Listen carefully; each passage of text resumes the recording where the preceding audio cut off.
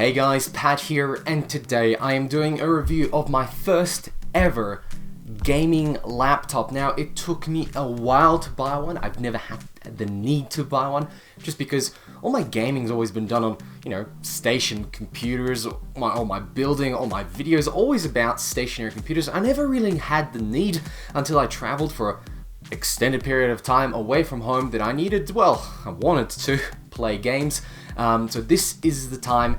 And I think it was a good time to get a laptop. I think there's a lot of choices out there, and I want to talk about specifically this one, which for me was on a very tight budget. I didn't want to spend a lot on it, and especially the fact that I'm in the US at the moment, it meant I could buy something a lot cheaper without the taxes that the Australian, consumers get. And I'll talk about the price difference, and I'll talk about the value that I've bought right now, and I'll also obviously talk about the Dell Inspiron 1700 something.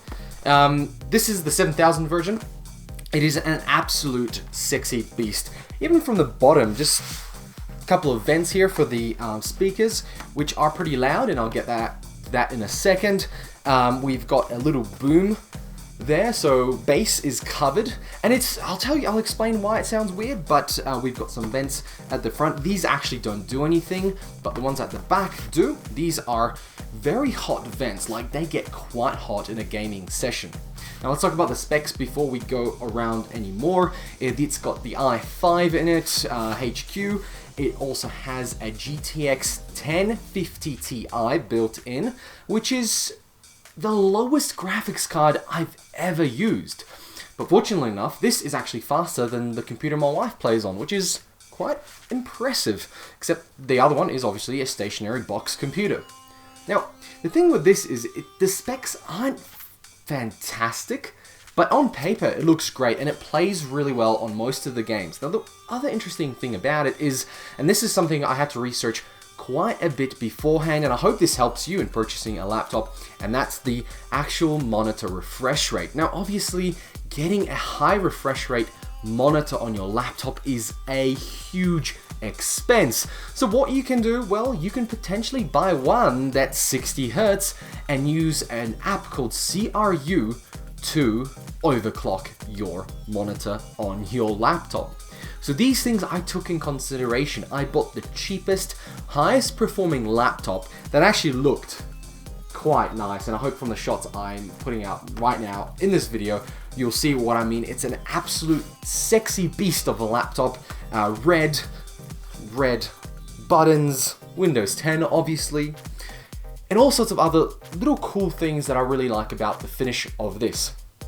But since I'm able to overclock this monitor here, one of the things I had to look out for is the model that it's being sold on. Now, there is two models of the same laptop with two different panels in here.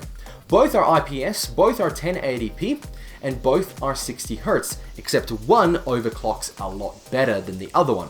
The other one overclocks to 65 Hz. This one can clock over to 120. Yes, my friends, you can overclock this panel to a maximum of 120 Hz. But here's the disclaimer. First of all, it could hurt and void your warranty. Second of all, it's not always guaranteed to be 120. For example, this one, I've only managed to get it to 80.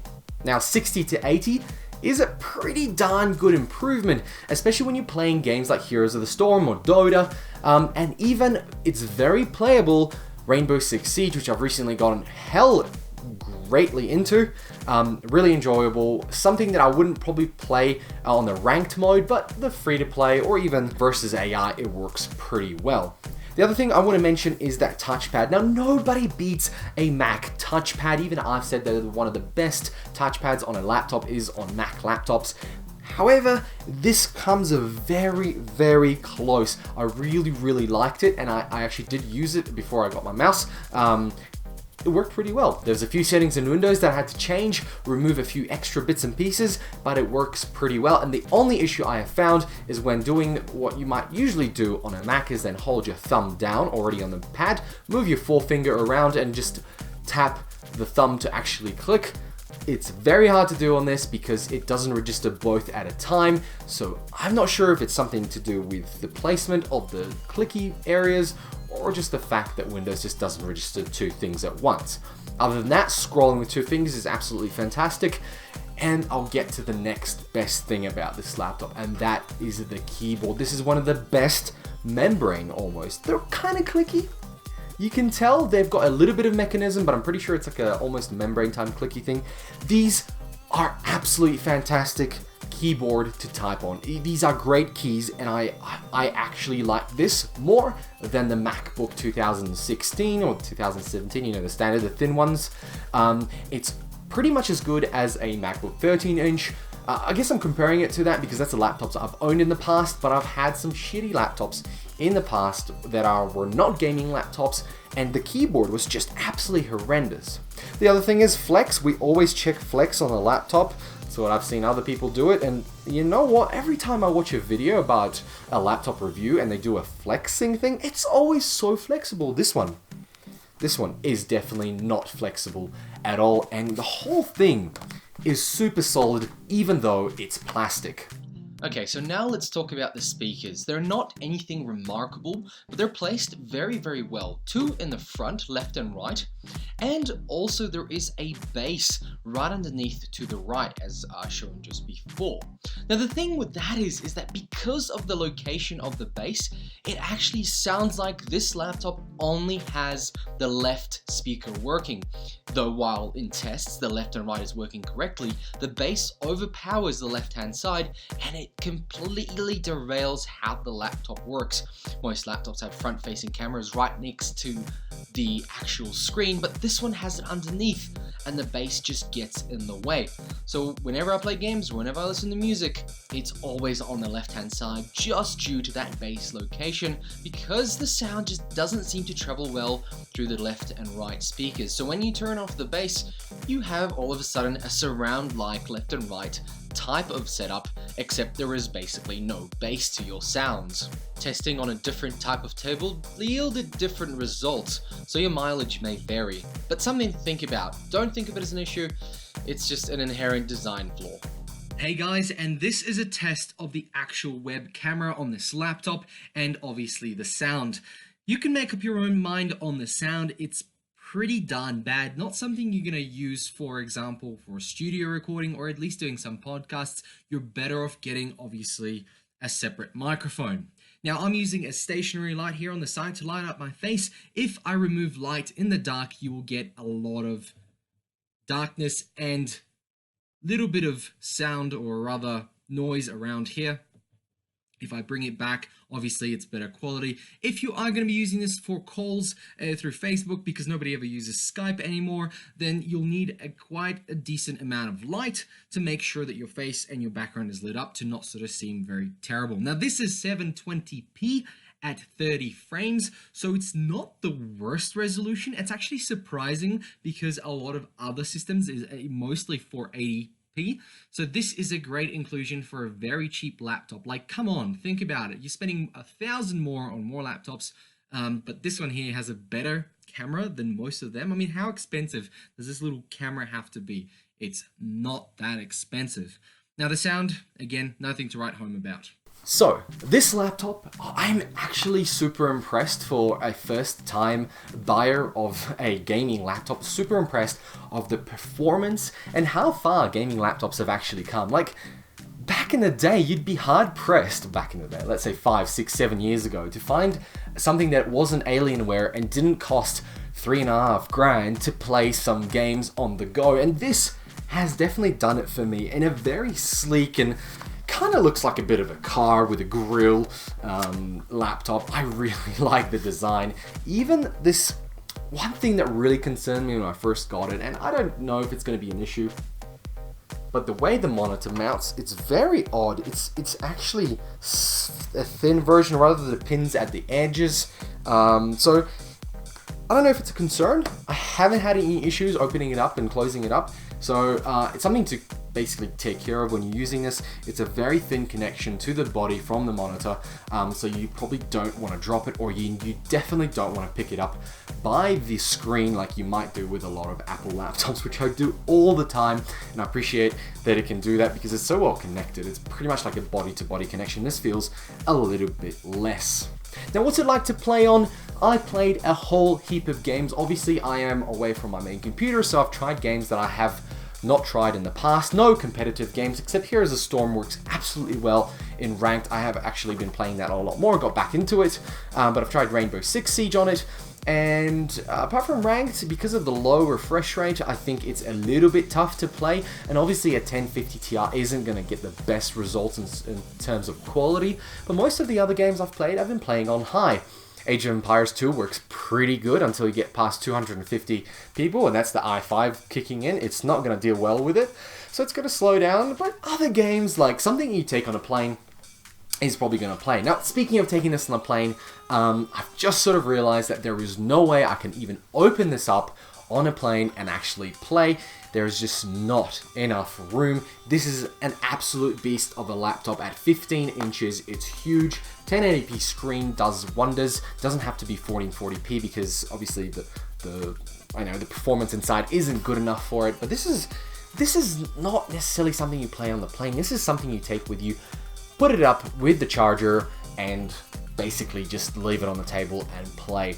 Definitely not something you want to, well, maybe potentially when you're on trains, when you've got a table. I traveled in Europe, it would have been quite nice to have this on the table. It would have worked quite well. Now, let's get into a little bit of a price, because I'm super stoked about how much I paid for it in the US, but I would never buy it for the price it is in Australia. So, this is a laptop that you cannot find in JB, PLE, or MSY. You have to go through Dell's own website, and that's a huge difference in the US and Australia. You can go into something like Best Buy and have a huge range of laptops that you go to JB, you've got like 3 or 4 laptops and they'll cost all around $3,000. There might be those brand new top of the line Asus ROG ones. Do you want to spend that much on a laptop? Yes, if it's your main and only gaming device, sure. But if it's only for travel, or you come home and you use your main beast of a PC, then this is not the money you want to spend. So the only way to get this laptop is get it off Dell's own website, which is fine. They've got free shipping, but it costs $1,499 for this laptop. This exact 8 gigs of RAM, i5, 1050 Ti, the exact spec, the exact laptop, the exact model number, everything exact. Obviously, the charger is a different plug. It's the Australian plug. That's $1,500 delivered to your home in a nice box. Now, the amount I paid is $1,000 Australian in the US. Now, this actual laptop retails for $999, which is actually about $1,400, $1,500. So it's pretty much the exact same price that Dell sells this as you would buy in the US. Now, so why did I get it for a lot cheaper? Well, one of the cool things about shopping in the US, and I'm not sure if it's just Best Buy, but that's the experience I've had, is that anything that's opened, as in a box that's open, gets slashed by about 20 to 30%. So when you go in and you buy something, you can ask to get the one that's opened, like a device that's opened or has been on display, and they will sell it to you for a lot less. So this actually ended up being $720 American dollars plus tax, because holy crap, every time you go to the cashier, they add tax on whatever you buy. So it's not the actual price you pay, it's always about 10-15% more. So it's about $780 US, which translates to exactly 1,060 Australian dollars. And only then did I think that was a good deal, because $1,000 for a gaming laptop is probably as far as I could pay. Obviously, max, when you buy for $1,000, you're not going to get anything good. In that case, you're probably better off getting a secondhand Mac. But with gaming laptop, $1,000 brand new, and all it was a display model with no scratches, no issues, just without the box. That's a pretty good deal, and that is the only point I would say of buying this laptop. So $500 less than the Dell website, but obviously opened and got lucky. Maybe I got lucky with this purchase. I'm happy, very pleased with this laptop, and it's gonna keep me sane, and it's gonna help me edit videos from all these videos here. So guys, thank you very much for watching. I hope it's given you some ideas about some laptops and what you can do, especially if you're in the US. Have a look, try it out. See if you can get something that's almost secondhand, pretty much brand new and with a warranty, just off the display or just not in a box, or maybe even a little scratch on the top. It's not gonna do anything to the performance inside, but it's definitely gonna save you some money and make you a little bit happier with your purchase.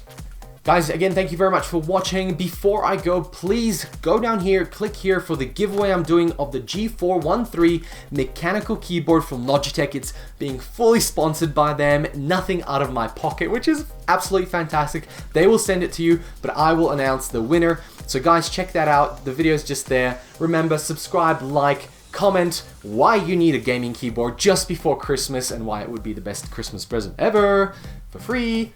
Guys, thanks very much for watching, and I'll catch you in another video from Denver, Colorado.